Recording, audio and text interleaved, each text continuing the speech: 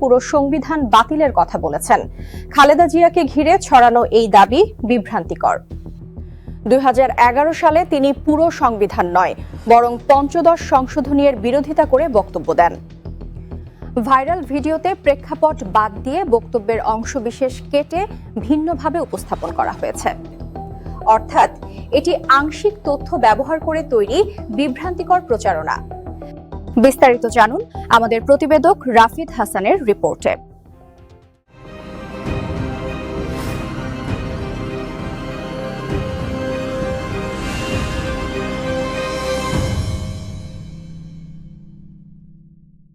সাম্প্রতিক সময়ে সোশ্যাল মিডিয়ায় বেগম খালেদা জিয়ার একটি পুরনো বক্তব্য নতুন করে ভাইরাল করা হচ্ছে। ক্যাপশন আর ফ্রেমিং দেখে বোঝানোর চেষ্টা করা হচ্ছে তিনি নাকি পুরো সংবিধান বাতিল বা ছুঁড়ে ফেলে দিতে চেয়েছিলেন। আসুন একটু ফ্ল্যাশব্যাকে যাই।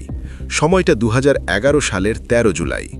আওয়ামী লীগ তখন পঞ্চদশ সংশোধনী এনে তত্ত্বাবধায়ক সরকার ব্যবস্থা একদম বাতিল করে দেয়।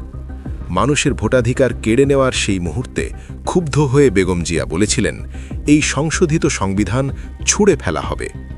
ভালো করে খেয়াল করুন, তিনি আওয়ামী লীগের চাপিয়ে দেওয়া অবৈধ পঞ্চদশ সংশোধনী ছুঁড়ে ফেলার কথা বলেছিলেন, পুরো সংবিধানের কথা বলেননি। অর্থাৎ পঞ্চদশ সংশোধনী, যেটি ভোটাধিকার ও নির্বাচন ব্যবস্থাকে প্রভাবিত করেছিল, সেটির বিরোধিতা করেছিলেন। তার আপত্তি ছিল একটি নির্দিষ্ট সংশোধনীর বিরুদ্ধে, পুরো সংবিধানের বিরুদ্ধে নয়। অথচ এখন কিছু মহল সেই বক্তব্যের অংশবিশেষ কেটে প্রেক্ষাপট বাদ দিয়ে এমনভাবে প্রচার করছে যেন তিনি পুরো সংবিধানকেই বাতিল করতে চেয়েছিলেন। তারা প্রমাণ করতে চায় ৭২-এর সংবিধান মানেই ৭১-এর পরাজয়ের দলিল। নিজেদের পলিটিক্যাল ফেলিওর ঢাকতে দেশনেত্রীর নাম নিয়ে এই জোরতালালি ডিসকোর্স বন্ধ করুন। বেগম জিয়ার রাজনীতি ছিল গণতন্ত্র পুনরুদ্ধার, ইতিহাসের বিকৃতি নয়।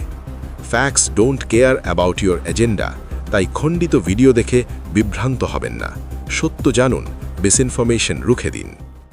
একটি ভুল তথ্য সমগ্র সমাজকে বিভ্রান্ত করতে পারে, তাই তথ্য যাচাই করুন, গুজব থেকে সতর্ক থাকুন।